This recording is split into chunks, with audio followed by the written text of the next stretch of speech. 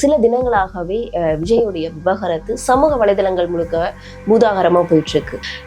என்னை வந்து நான் பிரிட்டன்ல குடியுரிமை வாங்கியிருக்கேன், எனக்கு பிரிட்டன்ல தான் வீடு இருக்கு, இங்கே வந்தா தங்குறதுக்கு நீலாங்கரை வீட்டில் வந்து விஜய் வந்து அனுமதி கொடுக்க மறுக்கிறாரு. அதையும் மீறி அங்கே கேட்டால் அட்வொகேட்டை வச்சு வந்து மிரட்டுறாரு அப்படின்னு சொல்லிட்டு ஒரு மனு தாக்கல் செஞ்சிருக்காங்க. ஒரு உச்சக்கட்டத்தில் இருக்க நடிகர் அவர், அது இல்லாமல் ஒரு தாவேக்கான்ற கட்சியுடைய தலைவராகவும் இருக்கிறாரு. ஏன்னா அவருடைய அடுத்த கட்ட நகர்வுகள், இந்த வழக்கு வந்து அவங்க போட்டதுக்கு அப்புறமா ஒரு நடிகையின் பேரை சொல்றாங்க. அது இல்லாமல் சமீபத்தில் நடந்த ஒரு திருமணத்திற்கு வந்து அவர் ஒரு நடிகையோட, அந்த நடிகைன்னு சொல்லல, ஒரு நடிகையோட போறாரு. அந்த நடிகையை வச்சு பின்னாடி வந்து நிறைய ரூமர்ஸ் பேசுறாங்க. ஒரு சில பொதுச் செயலாளர் புசி ஆனந்த் அந்த மாதிரியான முக்கியமான நபர்கள் வந்து அவருக்கு சொல்றாங்க. அதனாலதான் இவர் தவறான விதத்துல இந்த அரசியலை வந்து கொண்டு போறாரு. அவருடைய மகன் வந்து இந்த இன்ஸ்டா அக்கௌண்ட்ல வந்து அவரை ஃபாலோ பண்றத கூட வந்து இது பண்ணிட்டாங்க, அப்படின்னு ரிமூவ் பண்ணிட்டாங்க அப்படின்ற மாதிரி விஷயங்கள் சொல்றாங்களே. அப்போ அப்பா மேல இருக்கக்கூடிய வெறுப்பு அப்படின்னு சொல்லலாம் இல்லையா? அப்பா வந்து தவறான ஒரு வழியில போறாரு. என்னுடைய தகப்பனர் இருக்காரு, அவருக்கு சோசியல் மீடியா தெரியாது. இப்போ நான் அவரை ஃபாலோ பண்ணா அவருடைய மகன் இல்லாம ஆயிடுவேனா, இல்ல அவர் என் தந்தை இல்லாம ஆயிடுவாரா?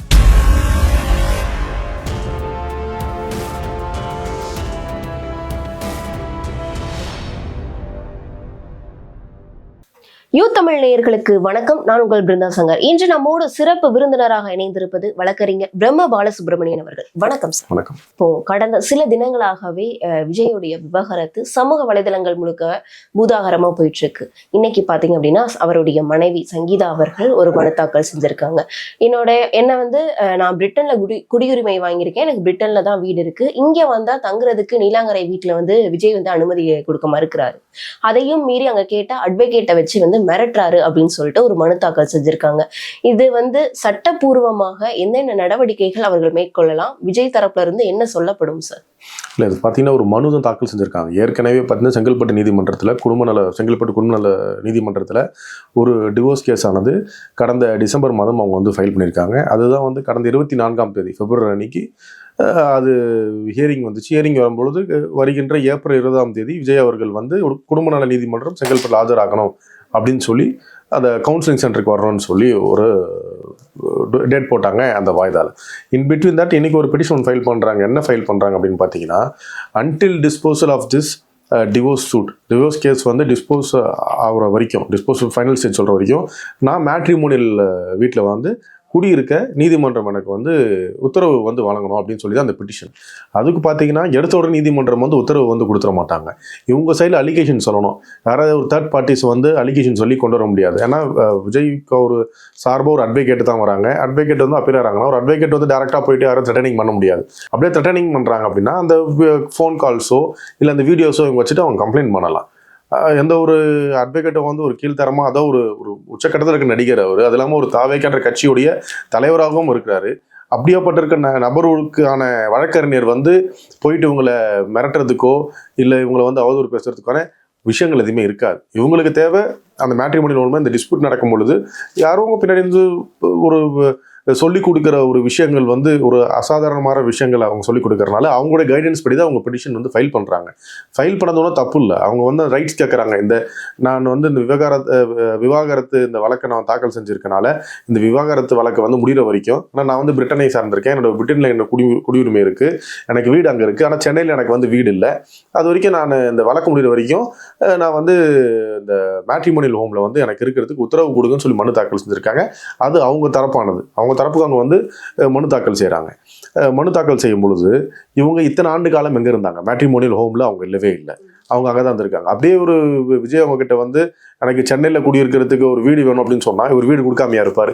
அவர்கிட்ட இருக்க இந்த சொத்து செல்வங்களை வச்சு பார்த்தாலே. அப்படி இல்லைனாலே அவங்க உடைய ரசிகர்கள் இருக்காங்க, கட்சியை சார்ந்த நிர்வாகிகள் இருக்காங்க, அவங்ககிட்ட சொன்னா கூட அவங்க வீடு கொடுத்துருவாங்க. இது ஒரு பெரிய விஷயமே கிடையாது. மனுக்கள் வந்து கொடுக்கறதுக்கு காரணம் என்னவா இருக்கும் நீங்க நினைக்கிறீங்க? இல்லை, தொடர்ந்து ஒரு ஸ்க்ரூ அப் பண்ணணும். ஏன்னா அவருடைய அடுத்த கட்ட நகர்வுகள், இந்த வழக்கு வந்து அவங்க போட்டதுக்கு அப்புறமா ஒரு நடிகையின் பேரை சொல்றாங்க. அது இல்லாமல் சமீபத்தில் நடந்த ஒரு திருமணத்திற்கு வந்து அவர் ஒரு நடிகையோட, அந்த நடிகைன்னு சொல்லல, ஒரு நடிகையோட போறாரு. அந்த நடிகையை வச்சு பின்னாடி வந்து நிறைய ரூமர்ஸ் பேசுறாங்க. ஸோ ஒருவேளை அந்த நடிகையா இருக்குமோ அப்படின்னு கூட வந்து நிறைய பேர்கள் பேசுறாங்க. சில பேர் வாயடைச்சு போறாங்க, அதெல்லாம் இருக்கு. சரி ஒரு ஸ்க்ரூவ் பண்ணிட்டு இருக்கோம், இவ்வளோ சொல்கிறோம், சொன்னதுக்கப்புறம் மனு தாக்கல் பண்ணுறோம், மனு தாக்கல் பண்ணதுக்கப்புறமா இவர் நடிகை கூட்டு வராரு, இவரே பேசும் பொருளாக ஆகிறாரு, இவரே வந்து மற்றவங்க வந்து இவரை பற்றி பேசுறதுக்கு ட்ரால் ஆகிறதுக்கான இவரே வழிவகை கொடுக்குறாரு. என்ன வரும்பொழுது நம்ம சொன்னோம், நம்மக்கிட்ட நம்ம சொல்கிறபடி, அதாவது அவங்களுடைய மனைவியான சங்கீதா அவர்கள் உண்டு வைக்கக்கூடிய அந்த ஒரு சில விஷயங்களுக்கு இவர் வந்து செவி சாய்ப்பாரு அப்படின்ற எண்ணத்தில் வந்து நான் இருந்திருக்கலாம். அதுக்கு ஒரு செவி சாய்க்காதனால இன்னொரு பெட்டிஷன் ஒரு அழுத்தத்தை கொடுப்போம், இந்த மாதிரி ஒரு மனு தாக்கல் செய்தா அவங்களுக்கு என்ன பண்றதுன்னு புரியாம இருக்கும் அப்படின்னு நினைச்சிருந்திருக்கலாம். ஆனா நீதிமன்றம் பொறுத்த வரைக்கும் இவங்க இன்னைக்கு தாக்கல் செய்திருக்க மனுக்கு இந்த மனுக்கு பதில் மனுக்கு அந்த ரிப்ளை கவுண்டர் சொல்லக்கூடிய கவுண்டர் வந்து விஜய் அவர்கள் தரப்புல இருந்து அவருடைய வழக்கறிஞர்கள் கவுண்டர் போடுவாங்க. அந்த கவுண்டர் போட்டதுக்கு அப்புறமா அதுல ஒரு என்கொயரி போட்டு அப்புறமா ஆர்குமெண்ட்ஸ் ஆனதுக்கு அப்புறமா தான் இந்த மனுக்கு வந்து நீதிமன்றம் தீர்ப்பு கொடுக்கும். இவங்க மனு தாக்கல் செஞ்சுட்டாங்கன்றனால உடனே நீதிமன்றமா நீங்க போய் அந்த வீட்டுல இருந்துக்குமான்னு சொல்லி சொல்ல முடியாது.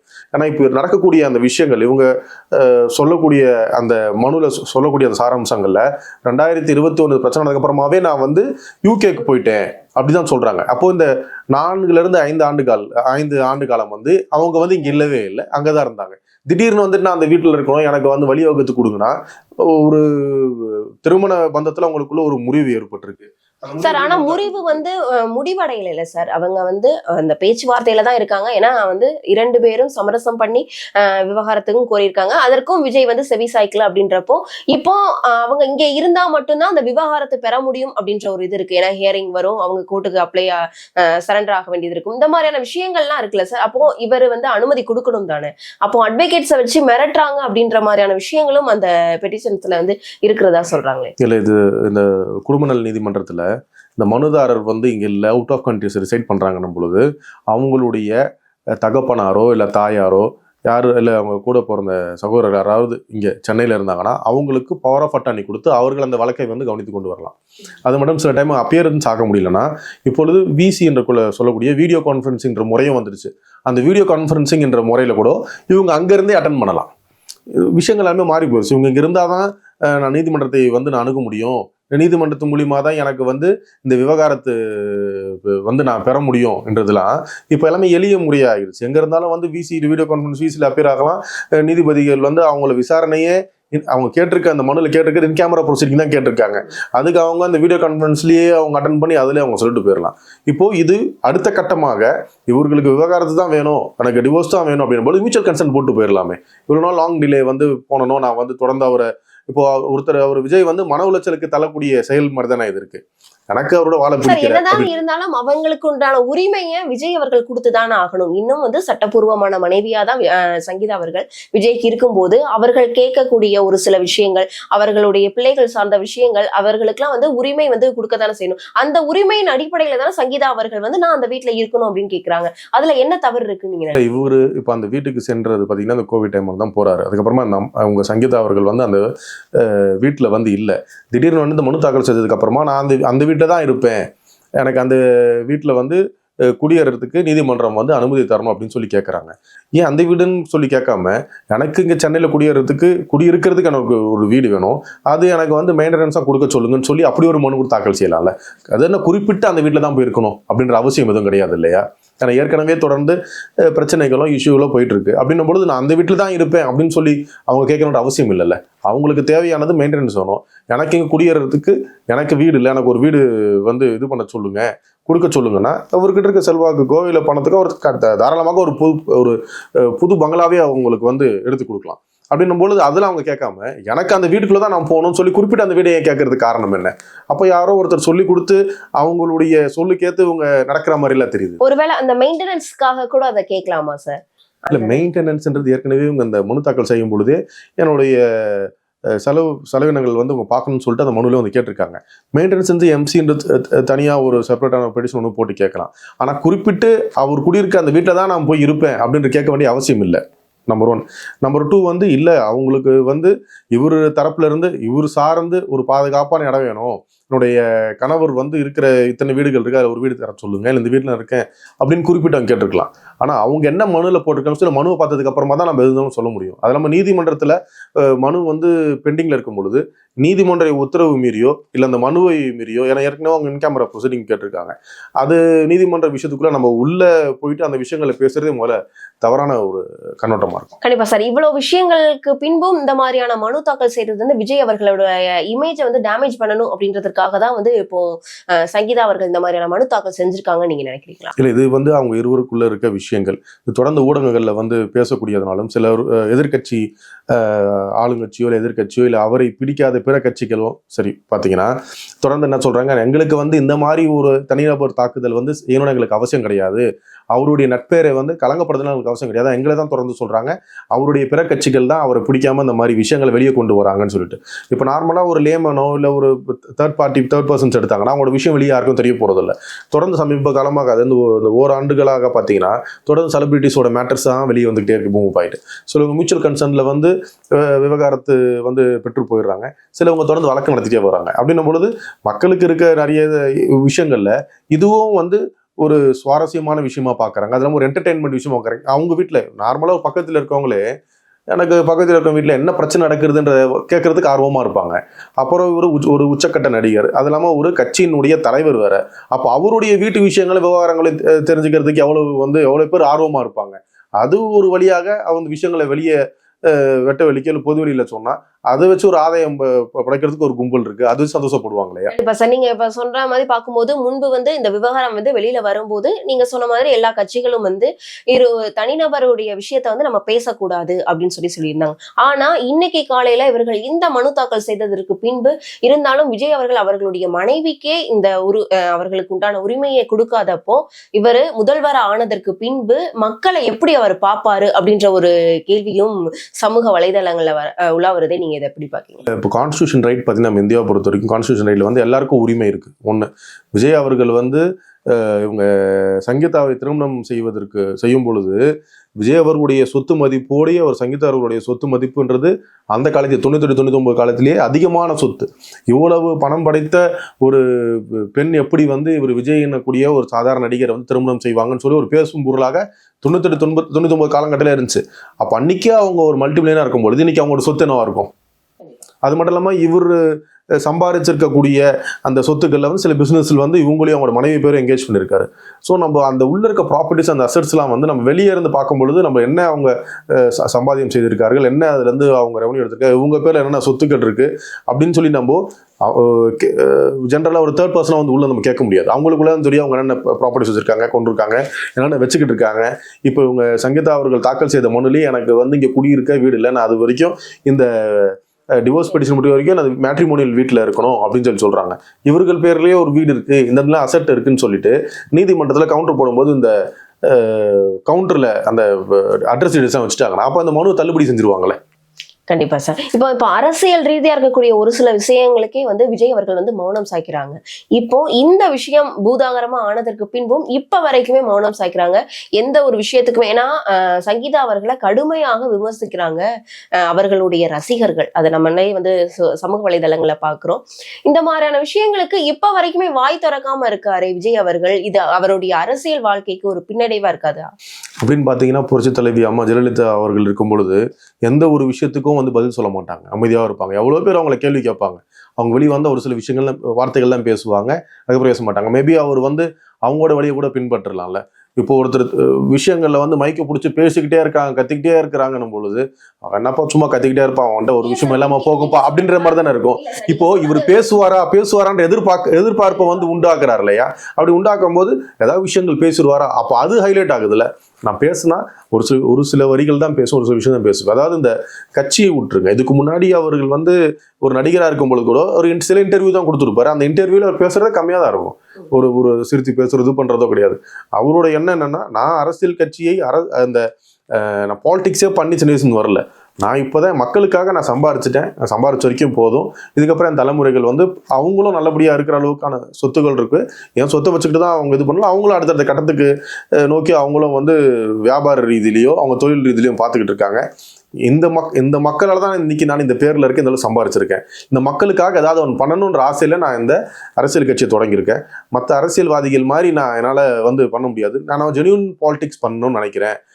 மற்றவங்கள மாதிரி இந்த கெட்ட வழியான பாலிடிக்ஸ் பண்ண எனக்கு அவசியம் கிடையாது. மக்களுடைய பணத்தை எடுத்து நான் சம்பாரிச்சு தான் சாப்பிடணும் அவசியம் இல்லை. என்கிட்ட அவ்வளோ பணம் இருக்குது, நான் உச்சக்கட்ட நடிகராக இருந்து தான் இந்த அரசியலுக்கு வந்திருக்கேன் அப்படின்னு ஒரு ஸ்டேட்மெண்ட் சொல்கிறாரு. இப்போ நம்மளுக்கு அவருடைய சம்பாத்தியம் என்ன, அவருடைய செலவு என்ன, நம்ம நார்மலாக பார்த்தாலே தெரிஞ்சிடும். புதுசாக ஒருத்தர் வர்றாரு, கட்சி ஆரம்பிக்கிறாருன்னா எடுத்த உடனே அவர் ஒரு செல்வந்தனா இருக்க மாட்டார். ஆனால் அவர் கட்சி ஆரம்பித்து ஒரு எம்எல்ஏவோ இல்லை ஒரு எம்பியாவோ இல்லை ஒரு அமைச்சரானதுக்கப்புறமா அவருடைய சொத்துக்கள் எப்படி பெருகுது? இப்போ நம்ம எம்எல்ஏன்னு சொல்லி எடுத்தாங்களே அவங்களுக்கு நம்ம அரசாங்கம் கொடுக்கக்கூடிய அந்த ஊதியம்ன்றது ஒரு 1.25 லட்சத்துலேருந்து 1.5 லட்ச ரூபா வரும். அதுக்கப்புறமா ஒரு அமைச்சராக இருந்தாங்கன்னா பங்களா கொடுக்குறாங்க. அவங்களுக்கு எப்படி பல்லாயிரம் கோடி சொத்து வருது திடீர்னு? இவருக்கு ஏற்கனவே சொத்து வச்சிருக்கிறாரு. இவர் திருப்பி சொல்ற ஸ்டேட்மெண்ட் அதுதான், ஏற்கனவே இவ்வளவு சொத்து இருக்கு, மக்களுடைய வரி பணத்தை எடுத்து நான் வந்து கொளுத்து வாங்க எனக்கு அவசியம் கிடையாது. ஸ்டேட்மெண்ட்டே ஒரு நல்ல ஸ்டேட்மெண்ட் தானே. கண்டிப்பா சார், நீங்க இவ்வளவு விஷயங்கள் சொல்றீங்க. இப்போ அவர் இன்ட்ரோவர்ட் அப்படின்னு சொல்லி நீங்க சொல்றீங்க, அது நம்ம எல்லாருக்குமே வந்து தெரிஞ்ச விஷயம். இப்போ ரீசெண்டா பாத்தீங்கன்னா அவருடைய அப்பா சந்திரசேகர் அவர்கள் வந்து நியூஸ் கிளிட்ஸ்க்கு வந்து ஒரு இன்டர்வியூ கொடுத்திருக்காங்க. அவருக்கு வந்து தவறான செய்திகளையே சரியான செய்திகளாக வந்து ஒரு சில அவர் கூட இருக்க ஒரு சில பொதுச் செயலாளர் புசி ஆனந்த் அந்த மாதிரியான முக்கியமான நபர்கள் வந்து அவருக்கு சொல்றாங்க. அதனாலதான் இவர் தவறான விதத்துல இந்த அரசியலை வந்து கொண்டு போறாரு. அவரை வந்து அறிமுகம், அதாவது திரையுலகத்துல அறிமுகம் படுத்தினது நான் தான், அவரு எப்படி வளரணும் அப்படின்னு சொல்லி கொடுத்தது எல்லாமே நான் தான். அவர் ஒரு குறிப்பிட்ட காலங்கட பின்பு இவர் ஒரு ஸ்டாண்டா ஆயிட்டாரு அப்படின்றத தெரிஞ்சதுக்கு பின்புதான் நான் பெருசா எதுவுமே சொல்லல. அரசியலை பத்தியுமே சொல்லி கொடுத்தது நான் தான், முக்கியமான அரசியல் தலைவர்களை பத்தி சொல்லி கொடுத்ததுமே நான் தான், அவர்கள் கூட வந்து பேச வைத்ததும் நான் தான். ஆனா இப்போ வந்து ஒரு சாதாரண ஒரு எம்எல்ஏவா இருந்த ஒருவர் புஷி ஆனந்த் அப்படின்றவர் வந்து தவறான செய்திகளை தான் அவருக்கு வந்து போட்டுறாரு அப்படின்னு சொல்றாங்களே, அது எந்த அளவுக்கு உண்மை நீங்க நினைக்கிறீங்க? ஒரு தந்தையாக அவருடைய செயல் வந்து பாத்தீங்கன்னா, நான் வந்து ஒரு இயக்குனராக இருந்தேன், ஒரு ப்ரொடியூசராக இருந்தேன், என்னுடைய மகனை வந்து நான் இருக்கனால அவரையும் வந்து திரையுலகத்துக்கு கொண்டு வர நினைச்சு கொண்டு வந்தேன். ஆரம்ப காலகட்டத்தில் என்னுடைய மகனுடைய படங்கள் வந்து உடல நான் வந்து கொண்டு வந்து, அதுக்கப்புறமா அவருடைய மகனை வந்து மக்கள் ஏற்றுக்கிட்டனால அவர் தொடர்ந்துட்டாரு. அவர் உச்சக்கட்ட நடிகராக இருக்கார். இப்போ இந்த அரசியல் கட்சி ஆரம்பிக்கிறதுக்கு முன்னாடியே அவங்களுடைய தந்தை தாயோட கருத்து வேறுபாடாக இருக்கிற மாதிரி நிறைய ஊடகங்கள் எடுத்த இன்டர்வியூல நம்ம எல்லாமே பார்த்தோம். அவங்களுக்குள்ள என்ன கருத்து வேறுபாடு இருக்கும்னு சொல்லி அவங்களும் தெரியும், நம்ம பேச முடியாது. அப்படின்னு பார்த்தா தாய் தந்தை இவர் மகன் எல்லாம் சேர்ந்து ஒரே வீட்டில் வந்து வாழலை. ஏற்கனவே இவங்க இருக்கும்போது இவங்க தனியாக ஒரு வீட்டில் இருந்தாங்க, இவர் தனியாக தான் இருந்தார். அன்னைக்கெல்லாம் வர பேசாம இன்னைக்கு என்ன இவர் இப்படி பேச வேண்டிய காரணம் என்ன அப்படின்னா, ஒரு பொதுச் செயலாளர் புசி ஆனந்த் சொல்லி சொல்றாரு வச்சுக்கிறீங்களேன். அந்த புசி ஆனந்த்ன்றவர் தான் தனிப்பட்ட ஒரு நபரா அன்றைய காலத்துல அவர் எம்எல்ஏவா இருந்ததுல இருந்து இன்னைக்கு காலம் வரைக்கும் கூடியே இருந்து செயல்பாடுகள் எல்லாத்தையும் பார்த்துக்கிட்டு வராரு, செய்யறாரு. ஒரு தந்தையாருன்னும் பொழுது தந்தையோட சாணம் தான் இருக்க முடியும். அவரை வந்து ஒரு பொதுச் செயலாளருடைய வேலையை வந்து தந்தையை செய்ய சொல்ல முடியுமா? இந்த உறுப்பினரை போய் நீங்க பாருங்க, இதை பண்ணுங்க அதை பண்ணுங்கன்னு சொல்லி அதுக்கேற்ற வயதும் அவர்கிட்ட இல்லை, வயதும் முதிர்ந்துருச்சு. அப்படின்னும் பொழுது அவருடைய என்னன்னா, என்னுடைய அப்பா வந்து ரெஸ்ட் எடுக்கட்டும், அவர் எதுக்கு கொண்டு வந்து இந்த நிர்வாகிகளை வந்து பேச வைக்கிற, எல்லாருமே ஒரே மாதிரி இருக்க மாட்டாங்களே. அவருடைய முதிர்வு தன்மைக்கு ஏற்ற மாதிரி இன்னைக்கு இருக்கிற இளைஞர்களால அவரால் சப்போர்ட் கொடுத்து இருக்க முடியாது. ஏன்னா இந்த புசி ஆனந்த் இவர் சொல்லக்கூடிய ஒரு வந்து அன்றைய காலகட்டத்தில் இன்னைக்கு வரைக்கும் கூடிய டிராவல் பண்றாரு. ஸோ ஒரு சில விஷயங்கள் இவர் சொன்னா கரெக்டா இருக்கும் அப்படின்னு சொல்லி பண்றாங்க. இப்போ எந்த ஒரு விஷயம் கண்மூடித்தனமா அவர் எடுத்துட்டு இருக்கிறாரு, அவர் கேட்டுக்கிறாருன்றதை வந்து நம்ம ஏத்துக்க முடியாது. இல்ல சார், எந்த ஒரு தந்தையும் நம்மளுடைய மகன் தவறான வழியில போகக்கூடாது, அது கரெக்டா போகணும் அப்படின்னு நினைக்கக்கூடியது வந்து சகஜம் தானே. அந்த வகையில தானே புசி, ஏன்னா இவர் மட்டும் சொல்லல, அவருடைய அப்பா மட்டும் சொல்லல, அவரை சுத்தி இருக்கக்கூடிய வட்டாரங்கள்ல ஒரு சிலர் வந்து புசி ஆனந்த் அவர்கள் தான் வந்து இப்போ தலைமையா இருக்காரு, அந்த கட்சிக்கே அவர் தான் தலைவரோ அப்படின்ற மாதிரியான விஷயங்கள்லாம் பேசுறாங்கல்ல. அப்படின்றப்போ இவர் சொல்றதுல என்ன தவறு இருக்குன்னு நினைக்கிறீங்க சார்? இவருக்கு வந்து அவருடைய தகப்பனார் என்ற ஒரு பேர் இருக்கு, அதுக்கேற்ற அளவுக்கு கட்சியில இவருக்கு வந்து எந்த ஒரு பொறுப்பை வந்து கொடுக்கல. இவர் ஆரம்பத்துல இந்த தாவேக்கான ஆரம்பிக்கிறதுக்கு முன்னாடியே இவர் ஒரு கழகத்தை வந்து உருவாக்கிட்டு அந்த கழகத்துக்கு பொறுப்பேற்க சொல்லியிருந்தாங்க. ஆனா அதுக்கு வந்து அவர் செவி சாய்க்கல. ஒரு தந்தையார் சொன்ன சொல்லுக்கு வந்து செவி சாக்கல. ஏன்னா எனக்கு வந்து இந்த சமயத்தில் நான் வந்து அரசியலில் வந்து பணி செய்யணும் எனக்கு விருப்பம் கிடையாது, நான் வந்து சினி இண்டஸ்ட்ரியில் நான் சேல் பண்ணிட்டு இருக்கேன், நான் இன்னும் உச்சக்கட்டமாக நான் போனதுக்கு அப்புறமா நான் பண்ணுறேன்னு சொல்லிட்டு தான் இவர் ஏற்கனவே இவர் அவங்களுடைய தகப்பனார் எஸ் சந்திரசேகர் அவர் ஆரம்பித்து அந்த கட்சிக்கு வந்து அவர் போகவும் இது பண்ணல. ஆனால் அந்த கட்சியை ஒரு மெயின்டைன் பண்ணிட்டு வந்தார். என்னுடைய மகன் கண்டிப்பாக அரசியல் போகிறோம் இவர் ஸ்டேட்மெண்ட் கொடுத்துட்டே தான் இருந்தார். அந்த ஸ்டேட்மெண்ட்டுக்கு விஜய் ஒரு பொழுதும் வந்து நான் அரசியலுக்கு வருவேன் அப்போ சொல்லவே இல்லை. அமைதியாக தான் இருந்தார். இப்போ சமீப காலமாக தான் அவர் சொல்லும் பொழுது பேசும்போது அப்புறமா தான் இந்த கட்சியை வந்து அனௌன்ஸ் பண்ணுறாரு, செய்கிறாரு. எந்த ஒரு தந்தையோ தாயோ வந்து தன் மகன் வந்து கெட்ட வழியில் போகக்கூடாதுன்னு சொல்கிறது நீங்கள் சொல்கிறது கரெக்டு தான். அப்போ என்ன கெட்ட வழியில் ஒரு விஜய் போயிட்டாரு? சார், ஏன்னா அவரை வந்து பார்க்கவே முடியல, நிர்வாகிகள் பார்க்க முடியல. ஒரு தவறான ஒரு செய்தியை அதை சரியான செய்தியா வந்து அவர் காலத்துக்கு வந்து பாடம் புகட்டுறாங்க அப்படின்றதுதான் சார் அவருடைய முக்கியமான ஒரு நோக்கமா இருக்கு. இல்லை, அவருடைய மனசுக்குள்ள அதை ஏற்றுக்கனால இது பண்றாரு. ஏன் நானே வந்து ஒரு திருமணத்துல பார்த்தேன், விஜயருடைய தந்தையாரும் தாயாரும் வந்து தனிப்பட்ட முறை தான் வந்தாங்க. இவர் கூட அந்த திருமணத்தை இவர் தனியாக வந்து அட்டன் பண்ணிட்டு போனாரு. இப்போ வந்து விரிசல் இல்லையா உங்களுக்குள்ள? பல ஆண்டுகளாக விரிசல் இருக்கு இல்லையா? இப்போ அவருடைய மகன் வந்து உச்சக்கட்ட எந்த ஒரு அரசின் பின்புலமும் இல்லாம ஒரு புதுதாக உருவாக்கப்பட்ட கட்சியில இவ்வளவு தொண்டர்கள் சேர்ந்தாங்க, ரசிகர்கள் தொண்டர்களாம் தெரியல, இவ்வளவு கும்பல் வந்து என்னுடைய மகனுடைய பேச்சை கேட்கறாங்க, நம்ம கூட நிக்க முடியலன்ற ஆதங்கத்துல வந்து இவர் பேசுனதா நான் பாக்குறேன். அந்த கொடுத்திருக்க அந்த இன்டர்வியூ வந்து ஒரு ஆதங்கத்துல கொடுத்தது மாதிரி தான் தெரியும். சரிங்க சார், இப்ப பொது வாழ்க்கைக்கு ஒருவர் வந்திருக்காரு, அரசியல் அப்படின்ற ஒரு பொது வாழ்க்கைக்கு வந்ததற்கு பின்பு இந்த மாதிரியான குடும்ப பிரச்சனைகள் வந்து அவருடைய அரசியல் வாழ்க்கையே வந்து கண்டிப்பா மிகப்பெரிய அளவுல அதை பாதிக்கும் அப்படின்னு சொல்றாங்களே. விஜய் அவர்களுக்கு இந்த பாதிப்பதற்குண்டான இப்போ இந்த காலக்கேடுகள் வந்து நிறைய இருக்குன்னு சொல்றாங்களே, அது உண்மை நீங்க நினைக்கிறீங்க? இல்ல, ஒரு 2 நபர்களுடைய தனிப்பட்ட விஷயங்கள், குடும்பம் அதுவும் பிரச்சனைகள் இருக்கதான் செய்யும். ஒரு வெளிவட்டாரத்துல ஒரு மேடல் நின்று பேசும் பொழுது அவருடைய குடும்பத்தையோ அவர் பின்புலத்தையோ வந்து பாக்குறது இல்லை, அவர் என்ன மக்களுக்கு சொல்ல வர்றாருன்னு தான் பாக்குறாங்க. அப்படின்னு பார்க்க போனா கடந்த அரசியல் கட்சிகள்ல முன்னாள் அரசியல் தலைவர்கள், இந்நாள் அரசியல் தலைவர்களுக்கு 2-3 மனைவிகள் இருக்காங்க. அவங்களுக்கு வீட்டுக்குள்ளேயே எவ்வளவு பிரச்சனைகள் இருக்கு. நிறைய அரசியல் தலைவர்கள் மேலேயே புகார்களும் இருக்கு. இல்ல சார், அதெல்லாம் ஒரு பூமரா தானே சார் வருது. இது வந்து சட்டபூர்வமா வெளியில வரும்போது மக்கள் வந்து அவருடைய குடும்பத்தையே ஒழுங்கா பாத்துக்க முடியாத ஒரு தலைவரால எப்படி தமிழ்நாட்டு அப்படின்றத வந்து அவர்கிட்ட கொடுக்க முடியும் அப்படின்னு மக்கள் கேக்குறாங்களே சார். ஒரு பார்த்துக்க முடியாதுன்னு சொல்லலை இல்லையா? அவங்க மனைவி தானே வந்து இந்த டிவோர்ஸ் பெட்டிஷன் தாக்கல் பண்ணியிருக்கிறாங்க. என்னுடைய கணவருக்கு வந்து வேற ஒரு நடிகருடைய பழக்கம் இருக்குன்னு சொல்லி அவங்க தானே போட்டிருக்காங்க. இவர் ஒன்றும் டிவோர்ஸ் பெட்டிஷன் ஒன்றும் ஃபைல் பண்ணலையே, அவங்க மனைவி தானே ஃபைல் பண்ணுறாங்க குருவாலிட்டி பேசிஸில். இப்போ இவர் ஃபைல் பண்ணால் இவர் மனைவியை பார்த்துக்கல, டிவோர்ஸ் பெட்டிஷன் ஃபைல் பண்ணிட்டாருன்னு சொல்லலாம். இப்போ பெட்டிஷன் ஃபைல் பண்ணது யார்? அவங்க மனைவி தான். அவங்க ஒன்றும் வந்து 2 பேருக்கும் ஒரு 25-26 வயது ஆகலை, 2 பேரும் வந்து 50+ இருக்காங்க. அப்படிங்கும்போது இந்த வயசுல வந்து யார் இந்த டிவோர்ஸ் பெட்டிஷன் ஃபைல் பண்ணது? அவர் விஜயருடைய மனைவி தான். விஜய் ஒன்றும் டிவோர்ஸ் பெட்டிஷன் ஃபைல் பண்ணலையே. இங்கே கேட்கக்கூடிய கேள்வி வந்து இவர் ஃபைல் பண்ணியிருந்தாருன்னா இவருடைய குடும்ப வாழ்க்கையை அவரால் பார்க்க முடியல, இவர் டிவோர்ஸ் பெட்டிஷன் ஃபைல் பண்ணுறேன்னு சொல்லலாம். இவர் மனு தாக்கல் செய்யவே இல்லையே. மனு தாக்கல் செய்தது யாரு? அவருடைய மனைவி சங்கீதா தான் மனு தாக்கல் செய்கிறாங்க. இவர்கள் 2 பேருக்குள்ள கருத்து வேறுபாடுகள் வந்து கடந்த ஒரு 5 ஆண்டுகளாக இருக்குன்னா வெளியே எதுவுமே சொல்லவே இல்லையா? இவரா வந்து சொன்னாரா என் மனைவிக்கு எனக்கும் வந்து பிரச்சனை இருக்கு, என் மனைவி என் கூட சேர்ந்து வாழலை அப்படின்னு தான் சொன்னாரா? சொல்லலையே. இவர் பாட்டுடைய வாழ்க்கை நெறிமுறை அன்றாட வாழ்க்கையை வாழ்ந்துன்னு வர்றாரு. அதே மாதிரி அவங்க மகனும் வந்து திரைப்படங்களை வந்து இயக்கி கொண்டிருக்கிறாரு. என்னுடைய மகன் இங்க இருக்காரு, என் மகள். இப்ப சமீப காலத்துல பாத்தீங்க அப்படின்னா அவருடைய மகன் வந்து இந்த இன்ஸ்டா அக்கௌண்ட்ல வந்து அவரை ஃபாலோ பண்றத கூட வந்து இது பண்ணிட்டாங்க அப்படின்னு ரிமூவ் பண்ணிட்டாங்க அப்படின்ற மாதிரி விஷயங்களும் சொல்றாங்களே. அப்போ அப்பா மேல இருக்கக்கூடிய வெறுப்பு அப்படின்னு சொல்லலாம் இல்லையா? அப்பா வந்து தவறான ஒரு வழியில போறாரு, தவறான ஒரு செயலை செய்யறாரு அப்படின்ற விஷயங்களுக்கு இருக்கு. இந்த சோஷியல் மீடியான்றது அவங்க தனிப்பட்ட விஷயங்கள். இப்போ நீங்க கூட நிறைய சோஷியல் மீடியால இருக்கலாம், நான் கூட நிறைய இதில் இருக்கலாம். சில இதில் நான் வந்து சோஷியல் மீடியா இல்லாமல் இருக்கலாம். எனக்கு பிடிச்சவங்களை ஃபாலோ பண்றேன். என்னுடைய தகப்பனர் இருக்காரு, அவருக்கு சோஷியல் மீடியா தெரியாது. இப்போ நான் அவரை ஃபாலோ பண்ணா அவருடைய மகன் நான் இல்லாமல் ஆயிடுவேனா? இல்லை அவர் என் தந்தை இல்லாமல் ஆயிடுவாரா? அவருக்கு பிடிக்கல, அவருக்கு வேலை போலுனால அவர் சோஷியல் மீடியா இருக்க மாட்டார். மேபி இல்லை அவருக்கு கேர்ள் ஃப்ரெண்ட்ஸ் இருக்கலாம், ஃப்ரெண்ட்ஸுங்க இருக்கலாம். இதில் என்னுடைய அப்பாவை நான் வந்து ஃபாலோ பண்ணிருந்தா நான் எங்கள் அப்பாவுக்கு டெக்ஸ்ட் பண்ணுறதை என் மூலியமாக எங்கள் அப்பாவை அவங்க ஃபாலோ பண்ணுவாங்க. எங்கள் அப்பா வந்து என்ன உங்கள் அப்பாவுக்கு ரெக்வஸ்ட் கொடுத்து அவங்க அப்பா அக்செப்ட் என்ன விஷயத்துக்கு என்ன பேசுகிற மாதிரி ஆகும்? ஒரு நண்பர் தான், நண்பர் மூலிமா நான் ஃபாலோ பண்ணுறேன்னு பார்த்தா நான் உங்கள் அப்பாவை ஃபாலோ பண்ணுறேன், அவர் அக்செப்ட் பண்ண மாட்டுறாரு, நான் உங்களோட மியூச்சுவல் ஃப்ரெண்ட் லிஸ்ட்டில் இருக்கிறான்ல, ஏன் ஃபாலோ பண்ண சொல்லு. அவர் இருக்கிற வேலையை பார்ப்பாரா?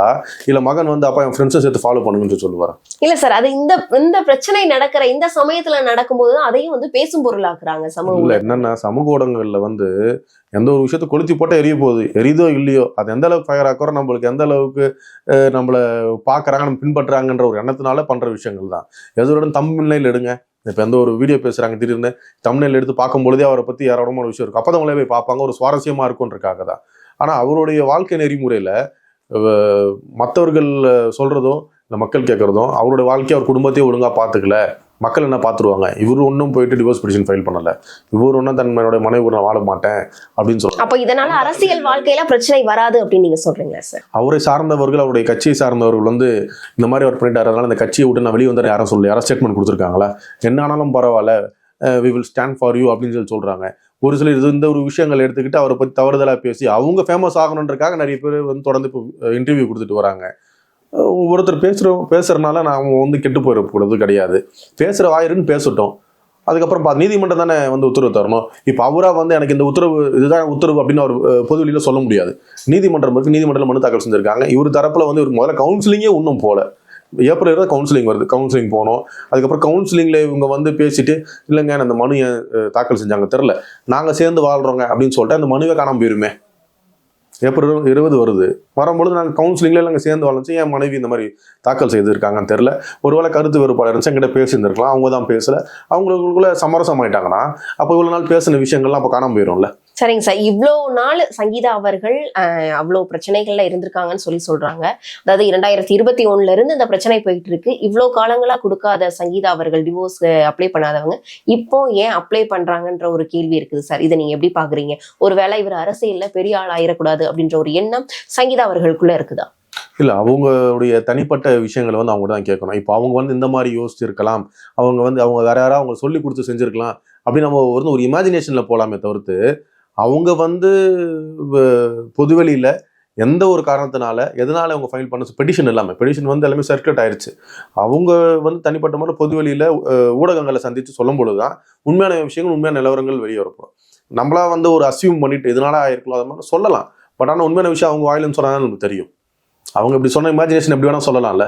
அவர் இன்னொரு நடிகர் இருந்தாரு, இல்லை இவர் வந்து பார்த்துக்கல, இவங்க இப்படி பண்ணாங்க, நம்ம கதைகளை எவ்வளவோ சொல்லலாம், அது கதைகளாக தான் இருக்கும். ஆனால் உண்மையாகாதுல. உண்மையான்ற விஷயத்த வந்து அவங்களுடைய வாயால சொன்ன மட்டும் தான் அது உண்மைன்னு உறுதிப்படுத்த முடியும். கண்டிப்பா சார், இந்த பெட்டிஷன்ஸ்லாம் வெளியில வருது. இப்ப இன்னைக்கு மனு கொடுத்தது முத கொண்டு வெளியில வந்திருக்கு. இந்த மாதிரி பெட்டிஷன்ஸ்லாம் வந்து சங்கீதா அவர்கள் மூலியமா தான் வெளியில வருது. ஏன்னா அவங்க வந்து அவங்க வந்து தனிப்பட்ட முறையில இது பண்ணது எப்படி வெளியே வருது அப்படின்னா அவர்கள் மூலியமா அப்படின்னு சொல்றாங்களே. இதை நீங்க எப்படி பாக்குறீங்க? உண்மையிலே அதற்கு காரணம் நீதிமன்றத்தில் தாக்கல் பண்ண ஒரு மனு வந்து தாக்கல் செய்ததுக்கு அப்புறமா வெளியே வரதுக்கான வாய்ப்புகள் இல்லை. ஆனால் அது வந்து ஒரு கோர்ட் ஃபைல் ஆயிரும். அதை எடுத்து யார் வெளியே சர்க்குலேட் பண்ணாலும் அவங்க மேலே வந்து எஃப்ஐஆர் பதிவே செய்யலாம். ஒரு புகார் ஒன்று கொடுத்துட்டான். அப்படி இல்லை சங்கீதா மூலியமாக தான் இருக்காங்க. இப்போ ஒரு சின்ன எக்ஸாம்பிள் சொன்னால், நம்ம அண்ணா யூனிவர்சிட்டியோடைய ஒரு கேஸ் ஒன்று இருந்துச்சு. எஃப்ஐஆர் வந்து யார் லீக் அவுட் பண்ணாலும் அந்த பர்சன் அழகாக இப்போ இன்னைக்கு இருக்கு எல்லாமே வந்து டிஜிட்டல் வேர்ல்டு ஆயிடுச்சு. சைபர் கிரைம் இருக்குது. ஒரு கம்ப்ளைண்ட் கொடுத்துட்டா எந்த லிங்க்லேருந்து ஃபார்வர்ட் ஆச்சோ அந்த மூலப்பொருளான ஒரு நம்பர் இருப்பார் இல்லையா, ஒரு ஸ்டார்டிங் பர்சன் சொல்லி அவரை பிடிச்சி அரெஸ்ட் பண்ணி ரிமாண்டே பண்ணலாம். அது புகார் தரணும். யாராவது புகார் கொடுத்து விஜய் அவர்களுடைய வழக்கறிஞர் பண்ணலாம், இல்லை அவங்களுடைய கட்சியை சேர்ந்த ஏதாவது ஒரு நிர்வாகியை கொடுக்கலாம், என்னுடைய தலைவருடைய பெயரை பெயரை ஆக்கணும்னு சொல்லிட்டு யாரும் இந்த மாதிரி நீதிமன்றத்தில் வந்து தாக்கல் செய்த மனுவை வந்து சர்க்குலேட் பண்ணுறாங்க, அவர் மேலே தகுந்த நடவடிக்கை எடுக்குன்னு சொல்லிட்டு காவல் ஆணையாளர் அவர்களையோ இல்லை வந்து டிஜிபி கிட்டேயோ ஒரு புகார் கொடுத்தா கண்டிப்பாக காவல்துறை அதில் நடவடிக்கை எடுப்பாங்க. கண்டிப்பா சார், பொறுத்திருந்து பார்க்கலாம். ஏன்னா விஜயுடைய விவகாரம் தொடர்பாகவும் இன்று சங்கீதா அவர்கள் தாக்கல் செய்த மனு தொடர்பாகவும் விஜய் அவர்களுடைய அரசியல் தொடர்பாகவும் பல்வேறு விவரங்களை எங்களோட பகிர்ந்தமைக்கு நன்றி சார்.